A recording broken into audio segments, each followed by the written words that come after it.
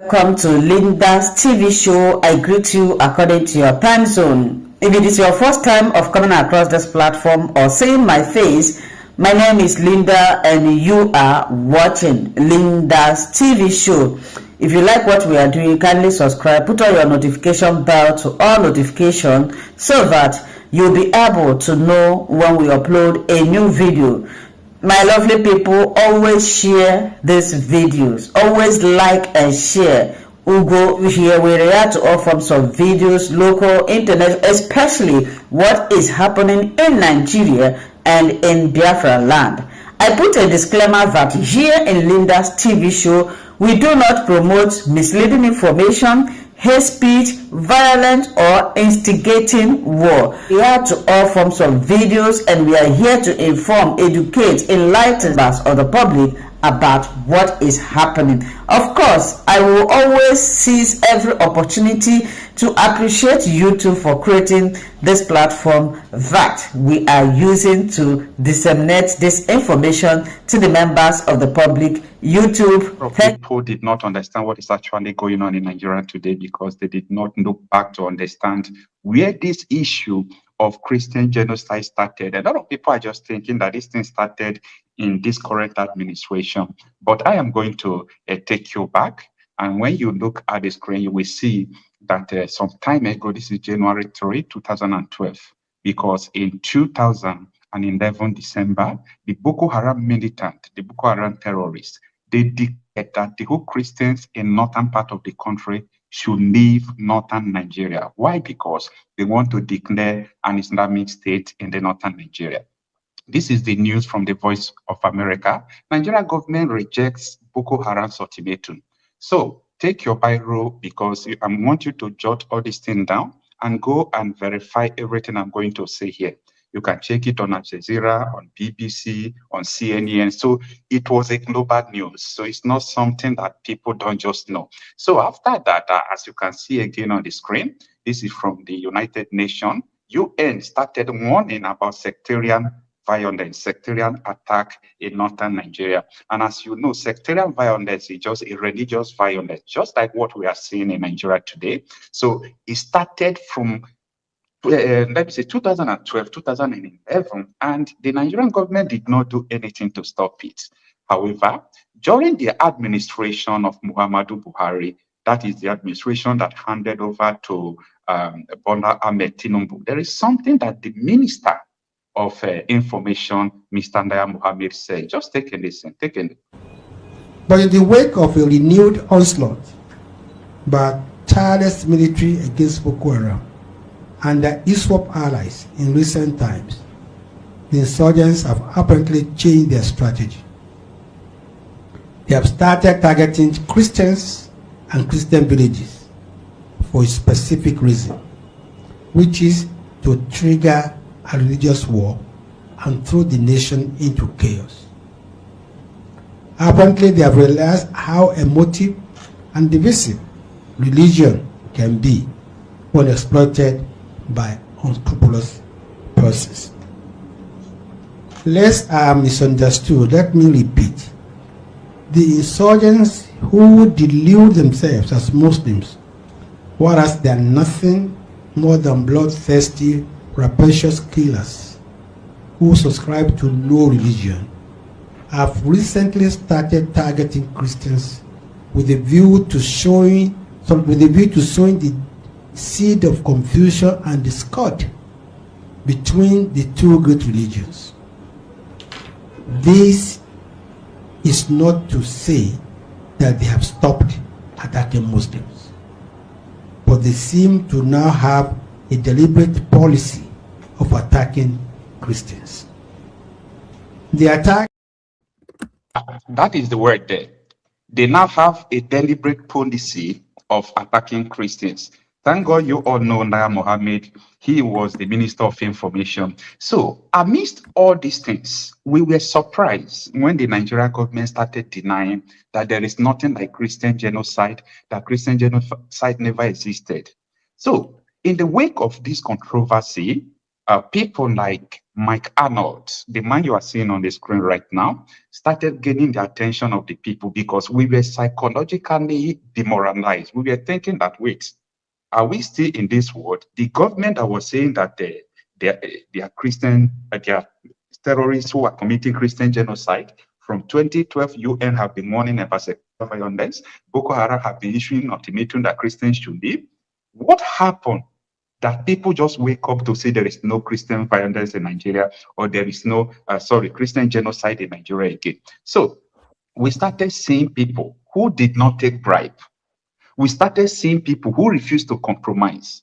And one of them is Mike Arnold. It doesn't take anything for Mike Arnold to align with the Nigerian government and take some billions of naira or millions of dollars, and he can come out to say, actually, there is nothing like Christian genocide in Nigeria, blah, blah, blah, blah, blah. And nobody is going to do him anything, because that is what a lot of people have been saying, including influencers in Nigeria. So we have proofs, we have evidence that even the Nigerian government at the time have shown the whole world that there is a Christian genocide. Now, to tell you something that is, that amazes me, the current Minister of Defense of Nigeria, just 4 days ago, I mean 4 days ago, not 4 years ago, this is the exact statement he made. It's usual with the terrorists during the Ramadan period. For them, they feel when they die, they are going to heaven. So they are ready to commit any offense or to get killed because they feel they have reward to do.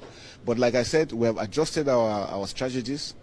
You can see in the past few days, we've taken over those locations, we've killed their commanders, we've taken over their assets, we'll continue to do more.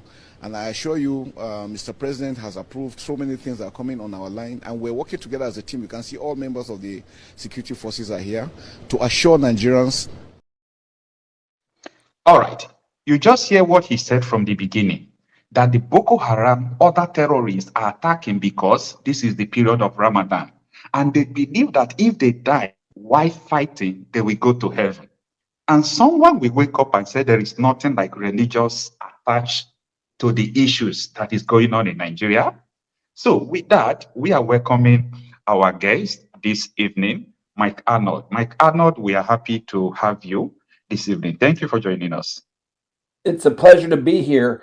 And just heads up, the feed is just a little bit choppy. So if I ask you to repeat a question, can you hear me okay? Yeah, I can hear you very well. So I think we are going to start from the questions that so many people have been asking.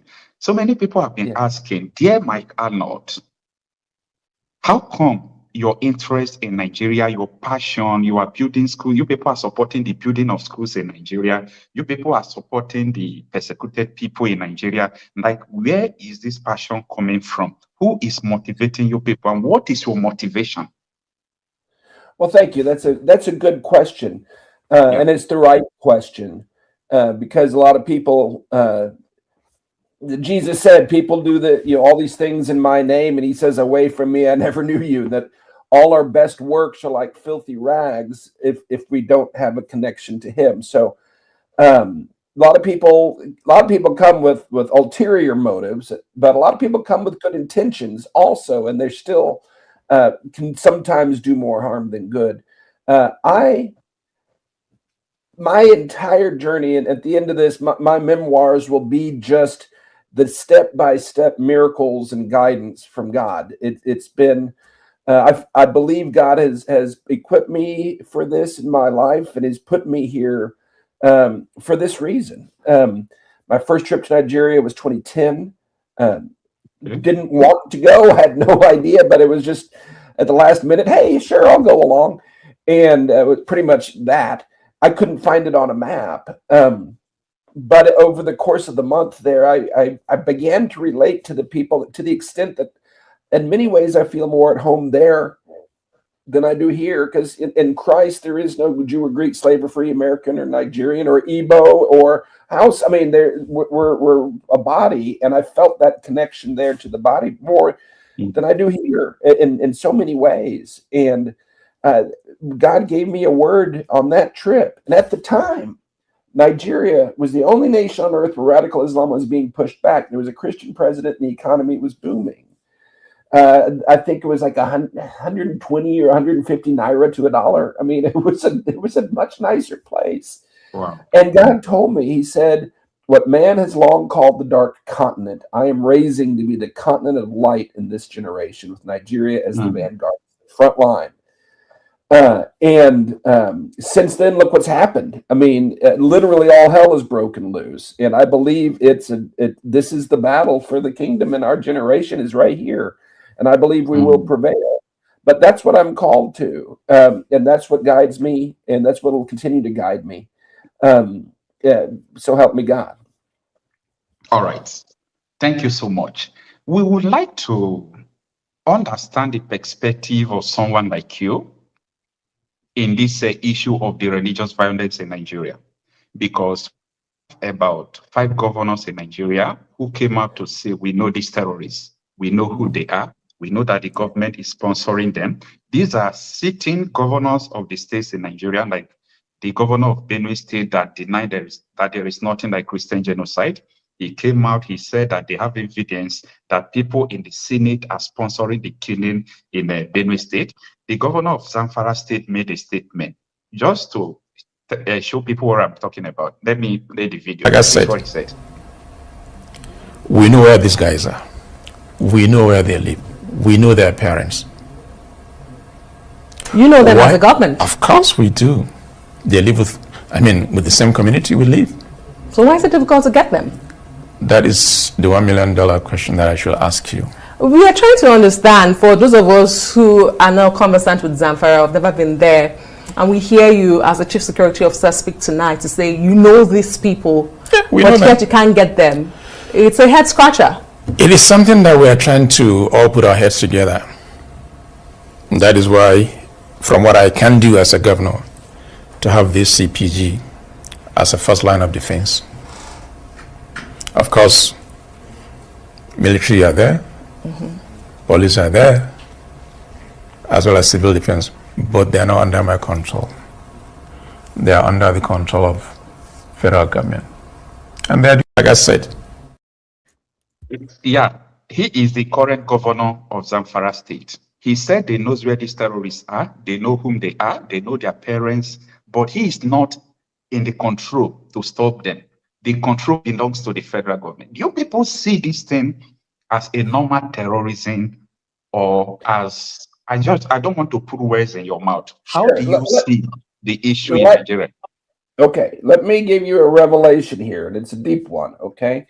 There are 3 primary drivers to this, and all of them have different motivations, but they all come together in the front line to do the atrocities that you're seeing. That's the cutting edge of their expansion. Those 3 forces really, and you see these everywhere. Islam. Note I don't say radical Islam. I say Islam, because the ones that don't subscribe to jihad are apostates. They're not considered Islamic by the real Muslim. Because it's their holy books that dictate what they're doing. They're just following the written example of the perfect man, Muhammad, who did this exact stuff. And they've been doing it for 1,400 years wherever they go. So it's nothing's new under the sun. There's nothing that should be surprising here. But so there's 3 forces: radical Islam, communism, Chinese communism, and the globalists. Okay, those are the 3 forces that are here, and they're overextended in Nigeria because it's been the hidden cookie jar for all these years. The Chinese drive the money engine. They are raping the land, blood minerals. The Nigerian government itself, there's an international report they have to issue, and it's audited by the international community. So they can't.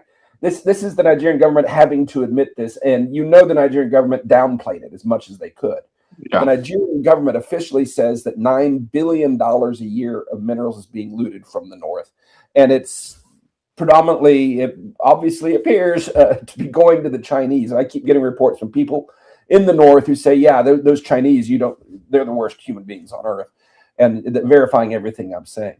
But the government says at least 10% goes to pay corruption that backs this up. So what does that mean? The people on the front lines I've talked to, a former senator up in the Middle Belt, a vice chancellor of a very prominent university in a LGA that's been slaughtered. They say that some of this blood money, and it was Good Luck Jonathan in his living room. I was sitting there, a private meeting. I had a couple of people with me, but it was just us in his living room. And he leaned in and said, "It's the blood minerals. Look at the blood minerals." I've been to Bocos after the Christmas massacre a few months later to see the mounds of dirt where the farmers used to live. So that $900 million a year going, and they say it pays the generals, the corrupt ones, and the people that have their fingers on the machinery of the military and the security apparatus. It pays them to turn a blind eye. That's why you have a Nigerian military that we know there are good people in it. We know there are good people from the top to the bottom, but they still look like bungling, incompetent idiots when they respond to any of this stuff. It's because they're hamstrung by corrupt leaders. And then it goes to Abuja. That's the globalist, the political edge to it. Part of what's happening here is a political realignment where they are moving in, letting these people move in, giving them each 4 wives, and they got to vote. And they're disenfranchising millions and millions of peaceful Nigerians that wouldn't probably be in their hip pocket politically otherwise. So it's political inversion from the globalists. It is extraction from the communist extraction. And then they're using radical Islam for what it does naturally. All you have to do is stop fighting them, and they will do this. All you have to do is let them do this, and they will do it. That's what they do. And so by hamstringing the military, what Obama did to Jonathan, he blocked our military aid. He stopped him from going elsewhere to get aid to turn them loose. It's like uncorking the bottle of Ebola and waving it around. If you don't keep Islam contained, it does this everywhere it goes on earth. Nowhere in history in 14 years, 100 years has it been stopped without war. Nowhere, no country, for example. So yeah, that's what's happening here. Globalists are messing with the politics and the corruption. The Chinese, the communists, the Russians are extracting and looting, funding all this. And then the Islamists are just doing what they do. They're the useful idiots, animalistic beasts that are doing this in the name of Allahu Akbar. That's what's going on here. How's that for a revelation? Wow. You just made a statement. You said this thing cannot be stopped without a war. Never in history. I'm not saying they can't. I'm saying we need to figure out how. Because otherwise, that's what it's going to be. And it's not going to be long. We better figure out how to fix this now, the first generation in history, the first people in history to do it. We better figure it out, or it's going to get a lot worse. Okay. There's no argument you can make to say that it won't be getting worse if we don't stop it now. I challenge anybody watching to tell me why it will get better without direct, aggressive military intervention right now. Tell me how you plan to fix this.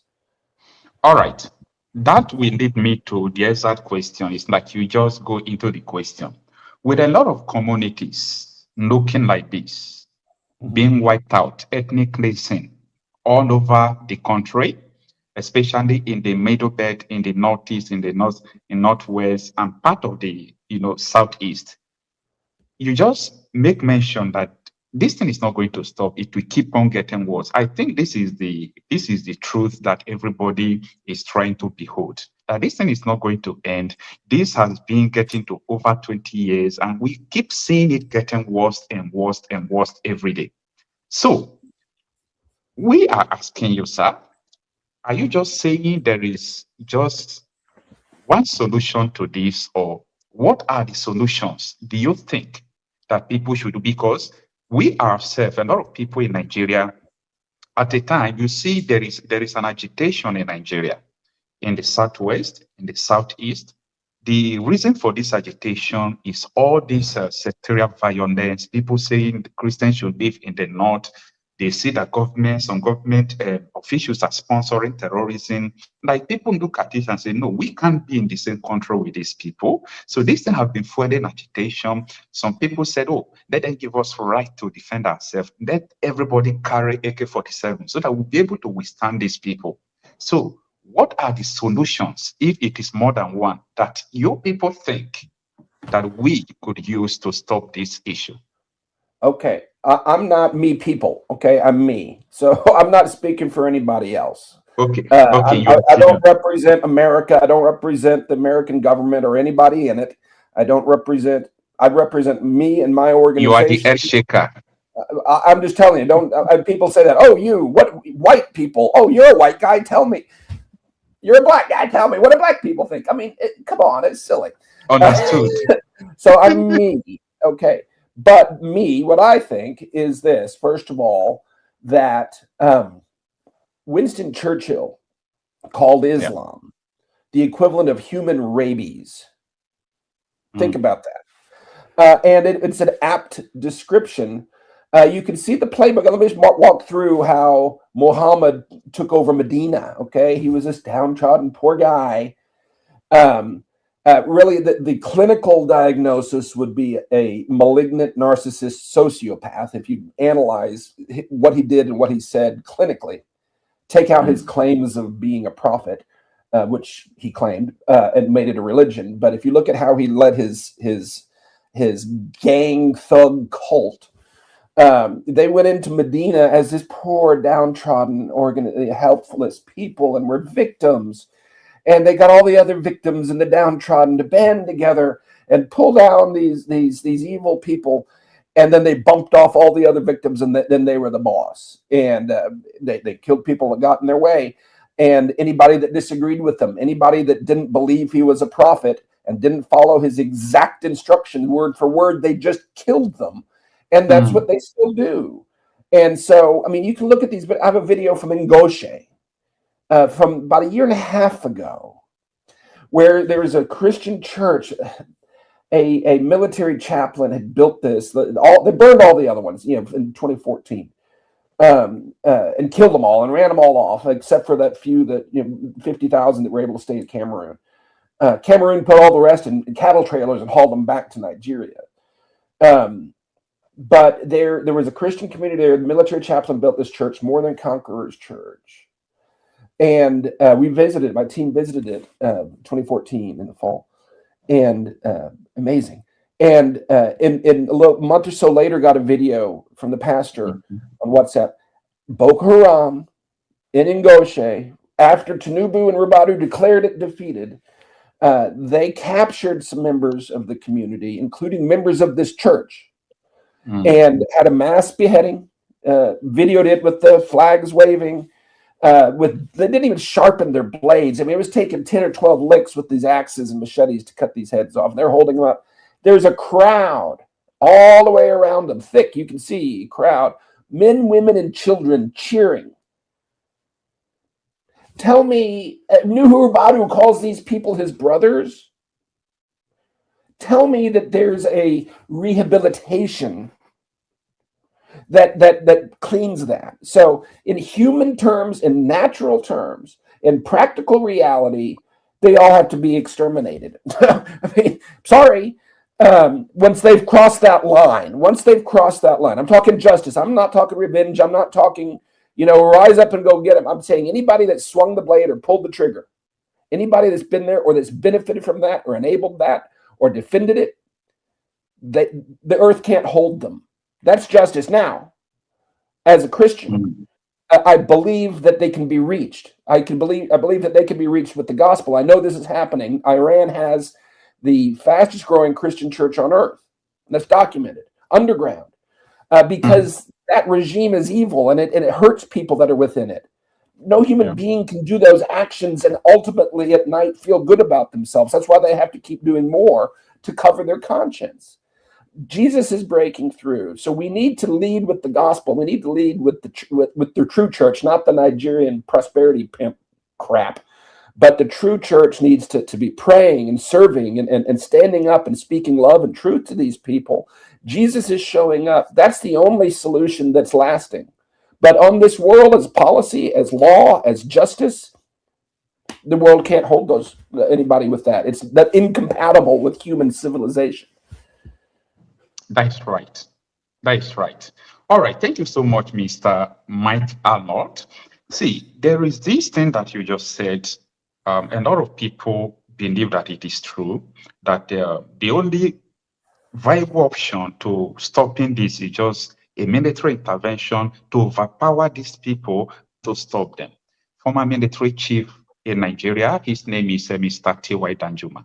He made a famous statement in Nigeria, and he said that the police, the whole armed forces, including the military, are colluding with the terrorists in Nigeria to commit ethnic cleansing. So this is a word of a military chief. So he said these people are working together. So how do you want people in Nigeria to trust their military when they see sometimes attack will be happening here? You call the military, they will not answer. So I want to understand more about your concept. That's a good question. It's a hard question. There's no easy answers. The way I'm beginning to see it, and I may be wrong, okay? This is just me trying to piece this together. I don't have an inside channel on this. But it appears the Nigerian military doesn't really have a strong leadership command chain, and that each general is his own basic warlord, is what it appears. And it's a loosely confederated group of warlords that have their own, army. And now within and who really think controls the power? Who wrote the Constitution of Nigeria in 1999 was one of these military warlords who was the appointed dictator at that time. And he just said, we'll fade behind the scenes and we'll give you this democracy, we the people, that mentions Islam in Islamic terms 165 times and nothing else, no other religion, no Christian. That same military that said, okay, you're a republic now, still holds all the cards. And again, I don't think they're all in it together. I think there's conflicting ideologies, there's conflicting politics in the army. That's why they do purges like this, the so-called, maybe there's a coup, and they rounded up all those people back in October. The same day, I think, as my press conference, maybe the next day. I wonder if that was connected, because the Senate did an emergency meeting that same day as my press conference. But so, yeah, I don't think that you can say Nigerian military this. It depends who you're talking to. Even like the Ngoshe detachment, there was supposed to be like 300 there, and there was only like 30 when the numbers, I'm a little, it's that order of magnitude. And their commander was somewhere else. He wouldn't sleep there because he was too scared. So there were good people that were willing to risk their lives, and they got beheaded when they got captured. They kicked their heads around like footballs. But there are good people in the Nigerian military, and I think I agree with that. Musa is probably a good guy from what I see, but he gives a general, some Fulani northern general. God, the Sultan of Sokoto was a general before he became the Sultan. And Musa says, do this. They're getting paid by this blood mineral money, man. They're going to do whatever their overlord tells them. Or they're motivated to help the jihadis. It's one or the other. Again, there's good people in it. How do you distinguish? I don't know. I think the day will come when it becomes obvious. We'll see. Wow. That's another revelation. I've never spoken that before. I'm taking note of everything you are saying, okay? So I'm still going to, think about that, put it in a context. All right. From the beginning of this interview, you said something that gladdens my heart, that your interest, the interest you have in Nigeria, the reason why you are talking about this issue, you are helping people, even donating and building schools and all those things, is because you see everyone with that mind of God, that we are one, we are brothers. So, Amen. Because of that, I'm going to ask you this question. I made mention of agitations in Nigeria, that this insecurity, this push for Islamization, though it's a global issue, it's not just only a Nigeria issue, but it is fueling agitation in Nigeria because so many ethnic groups are saying, no, we do not want to belong in this entity any longer, because we saw it happened in Turkey, it happened in Egypt, it happened in Lebanon. If we keep quiet with the people in power supporting them, they could succeed in Islamizing the whole country. Why can't us pull them away from this country? So what do you have to say about that? Look, so I've been called to walk a fine line at this stage in calling for separation or unity, whatever. I'm called just to speak the truth. And I believe that people who do dearly believe that separation or at least autonomy and protection and the ability to control their own lives and their resources and their communities and all that. I believe people that believe that people groups should have that choice. Those are my people. Okay. I mean, yeah, that's justice. And if anybody understands the fact that Great Britain on purpose took this relatively peaceful, entrepreneurial, bright, innovative, British, English speaking, Christian adopted, South, and literally shackled them with a murderous sociopath that wants nothing but to loot and rape and kill them continually because their God tells them to, and then puts the control of that contraption in the hand of the psychopath. I don't fault people for wanting to be separate from that, but I'm not advocating for that right now. I'm just educating people, raising awareness, and calling. Here's the thing. Bottom line, people want the U.S. to be involved. We're in the middle of a narrative war. I'm going to be standing in front of the U.S. Congress on the 25th, and we have to distill our asks down to a very fine few things. And they have to be real and practical and actionable and aligned with President Trump's way of doing things. Okay. And there are priorities first. An IDP census, focus on the IDPs is vital. That is a powder keg that can explode real quick. Up to 10 million, 12 million Nigerians that are displaced with a 50 to 60% chance of being radicalized by 2030 without intervention. And all they know is death, lack. The only power that they've seen effective is it wields a machete and cuts people's heads off. The only people they've ever seen win are the killers. And they're not getting education. Their government calls them vagrants and bums. Those people, that's a powder keg fixing to explode. That's why I'm doing everything I can, and I've given everything I can. I don't have any. I put everything I've ever had into those schools, everything, because we've got to rescue these kids. Because rescuing these kids rescues Nigeria and rescues the world, and it's urgent. But dude, it's just urgent. People need to wake up, and people need to stand up, and people need to stop this evil and need to stop it now. And then you can decide whether you're going to separate. But you can't leave this happening, these people as your next door neighbors, and that message of leave them be and let us go is not going to fly in Washington. It doesn't work. So first, let's purge the evil. Let's wipe these people out. Let's get Trump to act and bomb and Maduro, Tinubu, Lord willing, and Ayatollah the Sultan.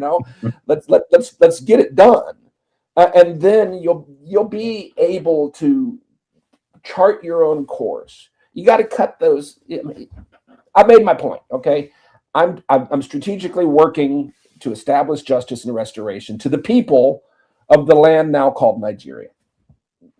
Okay, what you do with it after that, God be with you. Okay, thank you so much. You still have another question before you, because I really want to know, how much can we put our hope on international intervention? I am asking you this question on purpose because we had a kind of gun that hunters do use in Nigeria before. Almost every household in Nigeria had this gun. My father had it. So you can go and register the gun, you use it for hunting, and use it for vigilance. We call them vigilante. Every night you will go out in the community to monitor the community. But the former president of Nigeria, Muhammadu Buhari, prior to importing the Fulani militia to Nigeria, he gave an order that our people should be disarmed. They took these guns away. So, not that we cannot put in resistance to these people, but we don't have means to do this. They have taken the right away from us. We don't have Second Amendment like America that you can have gun in your house. Just imagine in a village, you have 100 AK-47. Boko Haram cannot enter there and go away. They will get them down, but we don't have help. So how much can we put our trust in international intervention? Because the government cannot do this. It's a proven fact. Okay, excellent question, and I might challenge you a little bit, okay? Okay. And let me tell you, I say this with the deepest love and respect and brotherhood, but Nigerians seem to have, and it's one of the strongholds, is a colonial mindset. And I get it, okay? But they think they have to go somewhere else to the West to get a better education or to truly, whatever it may be. But there's always this, oh, that's better, okay? And you need permission or you need help from them to do anything great. And I would submit to you that that thinking is what's holding you down more than anything. Okay. It's the psychological chains, and that needs to be torn down. So no, God, it's the West, it's the U.S. under Obama that caused all this. It's the British. That's right. That set this all in motion, and you want them to help you fix it? Grow up. You know, freedom isn't free. The Iranians weren't armed. I don't think the Nepalese were armed. Freedom isn't free. God, you know, it is what it is. Now, God has aligned things. I think there's a chance, maybe in the next 6 months, to get Trump to pay attention. But after the midterm elections here, that goes away, perhaps. And I hate to say it, I'm not a partisan unless the Republican Party wins. If the Democratic Party takes the House at the midterms, Nigeria is finished forever. And you can take that to the bank. They're aligned with the APC. They're the ones calling it global warming. They're the ones that were funding USAID to Boko Haram. If the Democrats take the House, the midterms, and there's a chance, and I call on every Nigerian around the world, I don't care what Trump has done or not done. I don't fully love the guy either. But God, if you love Nigeria and you want to see it survive, you got to vote Republican in the midterms. There's no way around it. Have to. Hold your nose when you do it. But that to me is the litmus test. But right now, and it's a narrative war, I'm being completely transparent with you guys. We're trying to shift and get a momentum in the right direction so Trump can do something. And that's what it always takes, is momentum in the right direction. He doesn't push it. He leads it. Okay? Notice when he got involved and ended up bombing Sokoto was after my press conference when the international narrative flipped. Then he said, "Okay, now it's time." Right? Okay. He's not going to stir up a movement, but look at how he's bombing Iran because of the movement there. He's helping them, but he's not doing it for them. Do you see what I'm saying? He's not going to. I don't think, I could be wrong, but he needs to see a movement to back. He needs to see an alternative to the current regime. Otherwise, he has no choice but to work with them. Right? You know? All right. There's other nations that have been split when there's not the political will there. They fizzle, they fall apart, and it's even worse. So without a real effort nationwide to stand up and speak the truth, and it is making a big difference. That's what they're fighting against. I believe ultimately this jihad now is ultimately against social media. People standing up, people telling the truth. The world is starting to see. And so, damn, we better stomp it out. We better, you know what I'm saying? They're freaking out because the light's starting to shine. Shine the light, stand up, speak the truth. Freedom isn't free, but I think it's possible, and it's going to be in the next 6 months, or the odds go way down. It is what it is. That's the lay of the land. Anyway, we hope for the best, because the situation right here in Nigeria is not just easy. Anyway, you made mention that we should put in our best. Freedom is not free. We've got to take our destiny into our hands. I think you are absolutely right on that. You're absolutely right, because I understand that, the Democratic Party in America, the Democrats under Barack Obama, they did a lot of things that are affecting us today. So I'm just thinking tomorrow, if Trump is not here, so another person like Kamala Harris, anybody could just be there and be pushing money to these people to totally capture Nigeria. And that is where we ourselves comes in. We've got to get ready to, okay. Let me say that real quick, because the real danger beyond that is the impunity. If they know the world looked, and then the world looked away. I've already heard rumblings that anybody like you that calls this a genocide is guilty of sedition, and that's a capital offense. Okay, there is no going back. So if it goes back, it's gone. Going back is lost forever. There is no going back. This isn't an option. Live free or die. That's what Texas and New Hampshire, I think. Live free or die. We just hope it's not going to come to that extent. I'm not calling for anything illegal. I'm not calling for any insurrection. I'm not calling for any violence. I'm not calling for any retribution.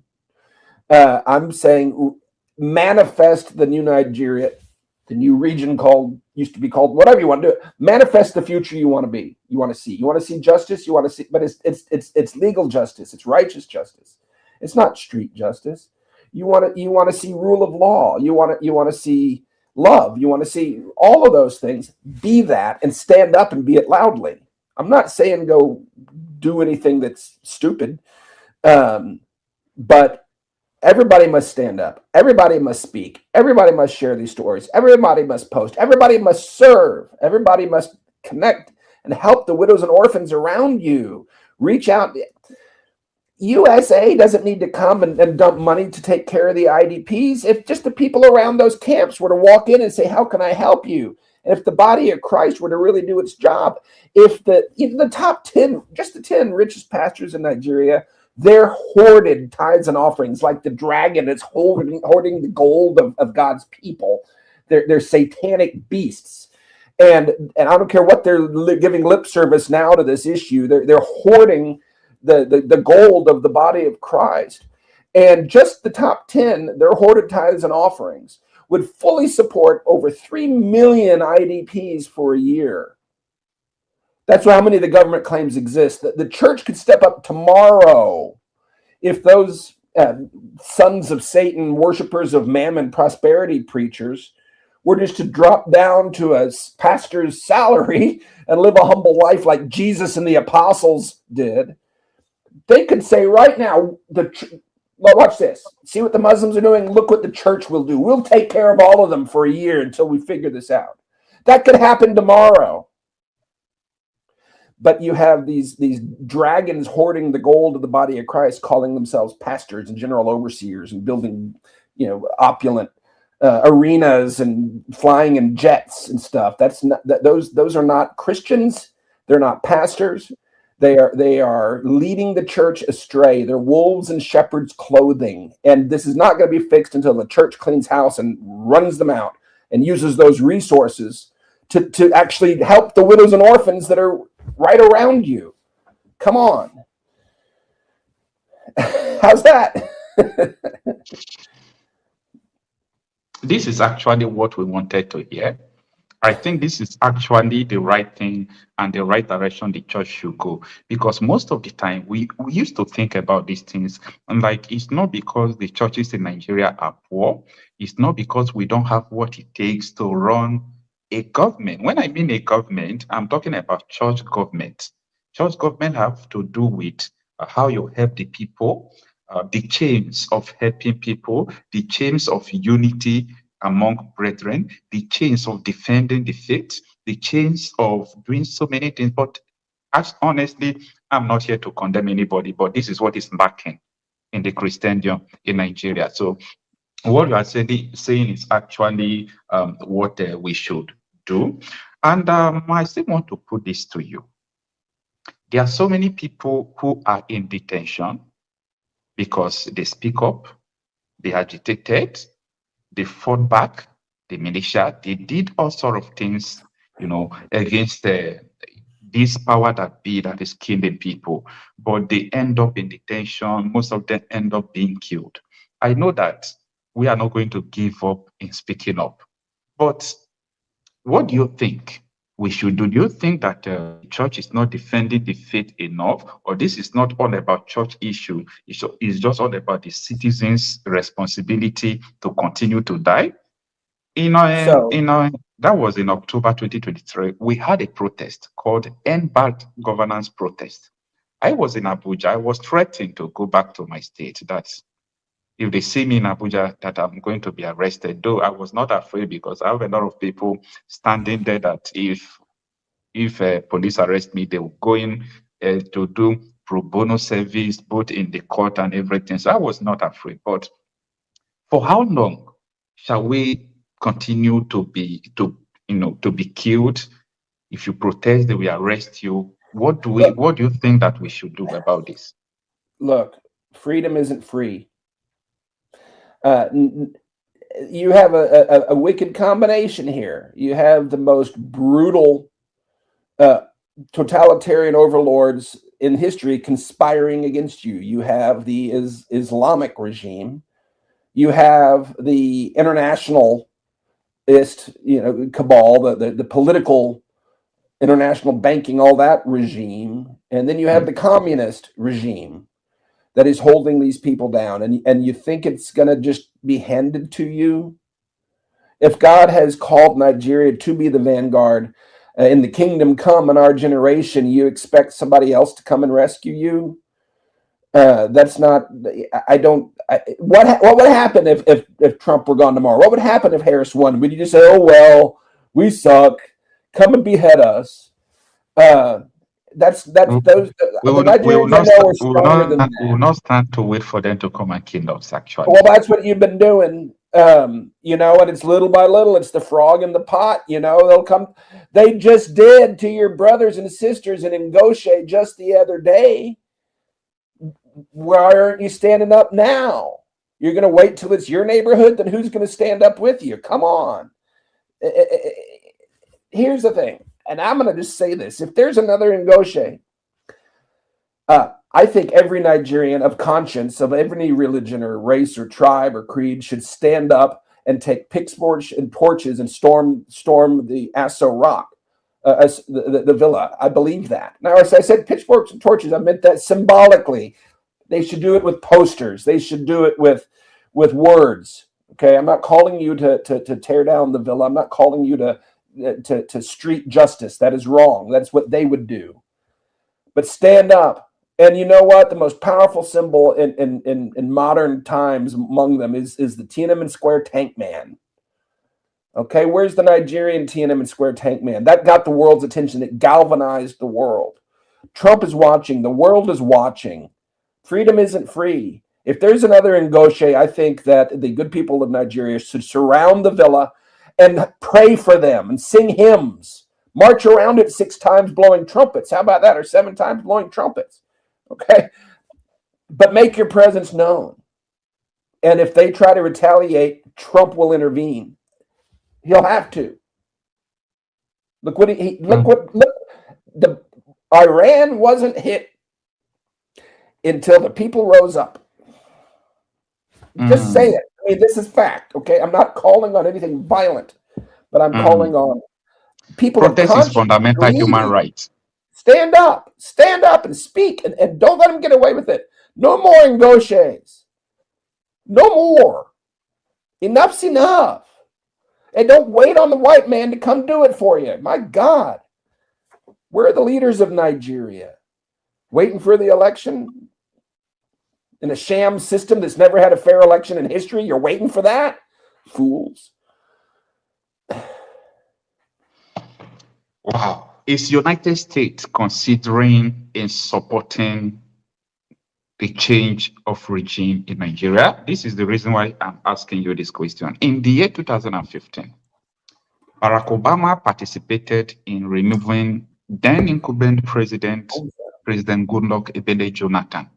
Yeah. Oh yeah, no, check it out. I know some inside stuff. about Obama and what they did that's psychotic. I have an acquaintance, and this has actually been reported in a very credible source. He told somebody else, but he was top-level military intel liaison, worked under the Obama White House, was in the Global Response Center, the war room, big screen around the world. They had the Chibok girls on the screen where they were being held, and they were ordered to stand down. Now, mind you, this guy worked for the White House, okay? Ordered means who?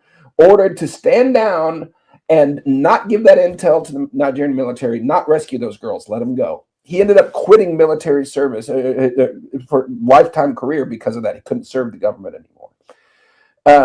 And that's when Axelrod was advising, and the Bring Back Our Girls hashtag, as I recollect, that came out of the APC, didn't it? That was an APC slogan. Bring back our girls. Well, they wouldn't have had to bring them back if Obama would have let us rescue them. Okay, that's pure evil. Okay, and that's pure evil. So yes, the U.S. did that under Obama, not the same as the U.S. under Trump. And here's the thing: Trump has some really dear friend presidents and prime ministers around the world that he mentors, that he really helps. Bolsonaro, you know, folks like that. He likes the Italian premier, I believe. But they're the ones that are leaders. They're the ones that get out there and fight. They're the ones that are on the front line, like he is, speaking the truth and getting things done. He doesn't find those people. They emerge. They lead. He doesn't gin up movements. He doesn't meddle like that. But when he sees one that has potential and that's actually doing something, like he does, when he sees that movement, historically, looking at his record, he will back them.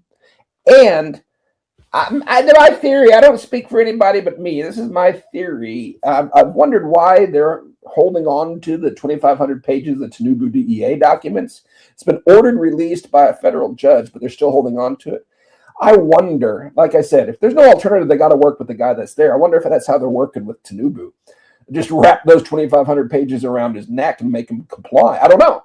But if that's the case, and a leader emerges, I don't see why Trump wouldn't release it and do everything else he could, you know, to get this evil dictatorship to justice.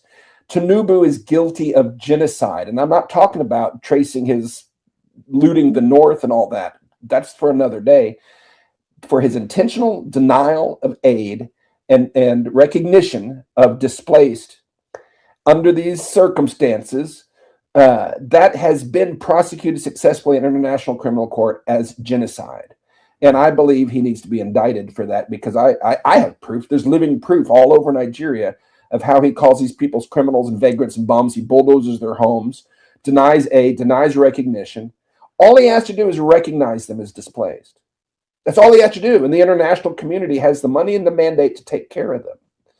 But he denies it because they're eyewitnesses. And so Tinubu is guilty of genocide today, and all his administration is for covering up the displaced crisis.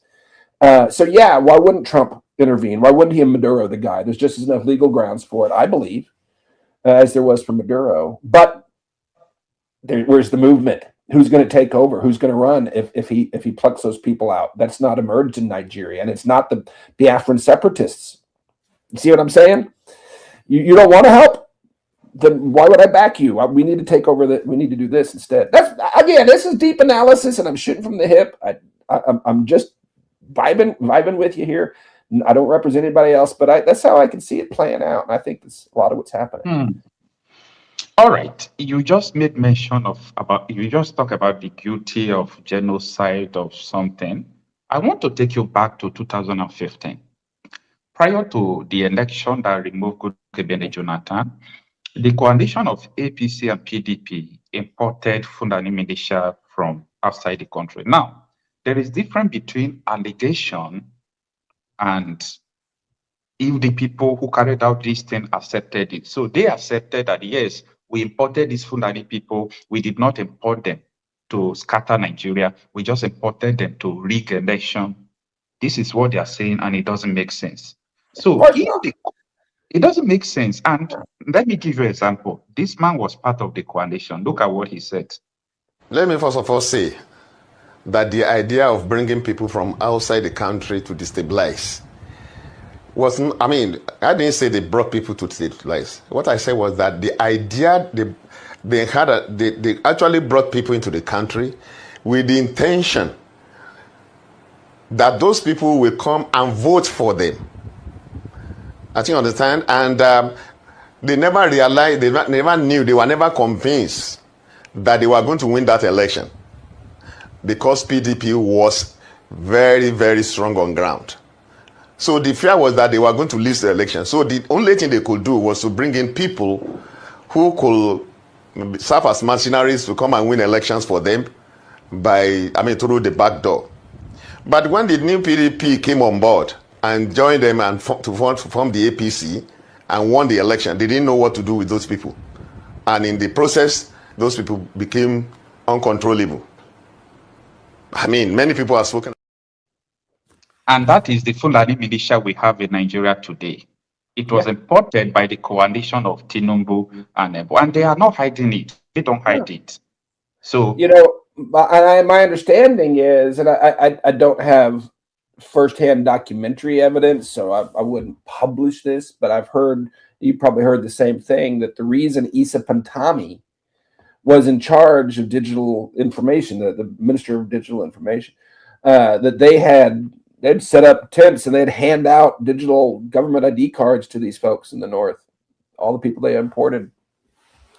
That's why they had this terrorist scumbag, Issa Pantami.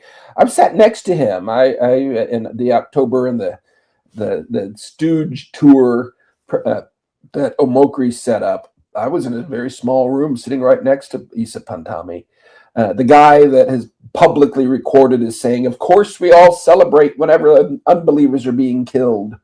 He said that bin Laden is a better Muslim than me. That guy was a federal minister under Buhari, rumor has it, handing out the digital ID cards. And it all makes sense when you understand that.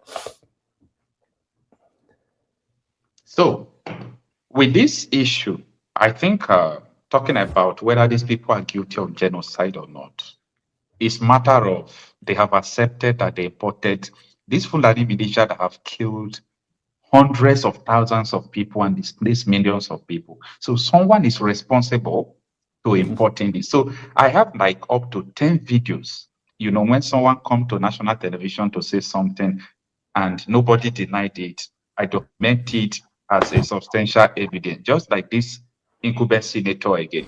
In trying to remove Jonathan, there were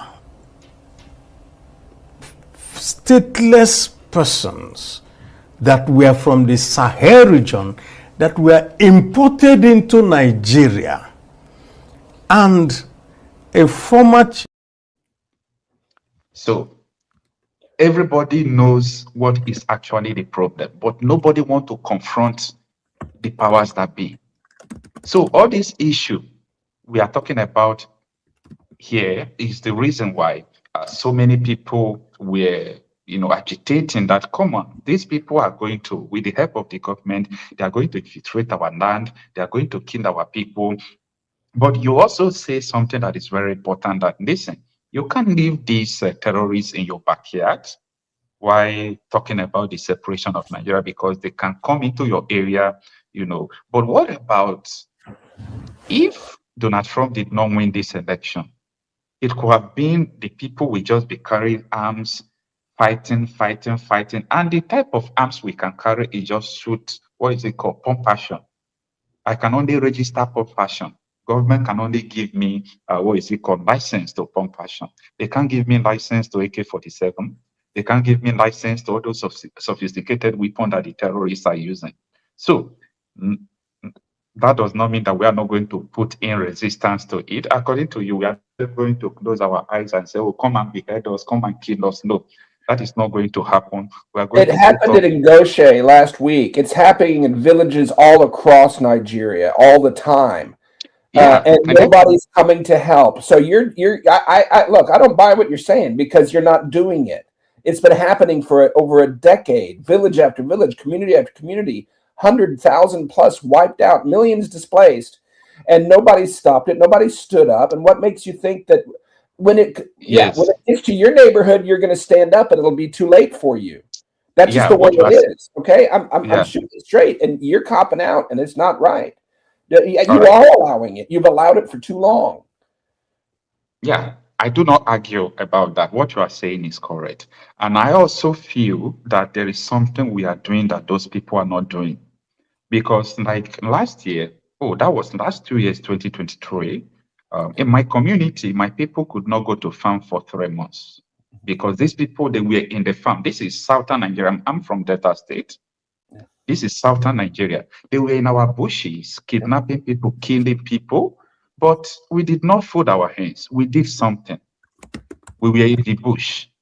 We did something. So I believe maybe they are overpowered.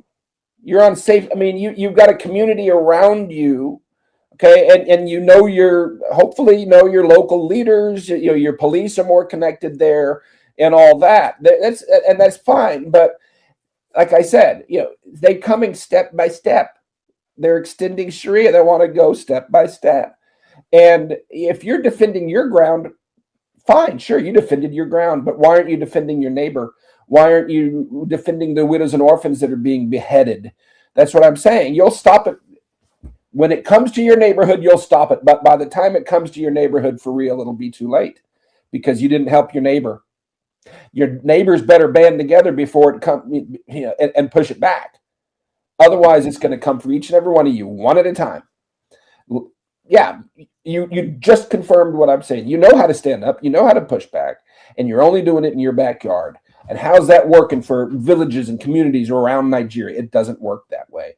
Honestly, it doesn't work. You're in the south. If you were in the north, you'd be dead right now. You'd be dead right now. Wow. You would be dead right now. Anyway, am I wrong? Am I wrong? No, absolutely. You are not wrong. Okay. Absolutely, you are not wrong. This is a global issue, and I have a problem, a very big problem, because the government of Nigeria. Hello, my wonderful people. As we have finished watching this interesting video, please, I want to see your comment, your contribution, your opinion in the comment section. Like I said earlier, let us do it constructively. Tell me what you think about this video that you have just watched, and also about the platform. If you haven't subscribed, what are you waiting for? Please remember to subscribe, put on your notification bell, share this video, and remain blessed.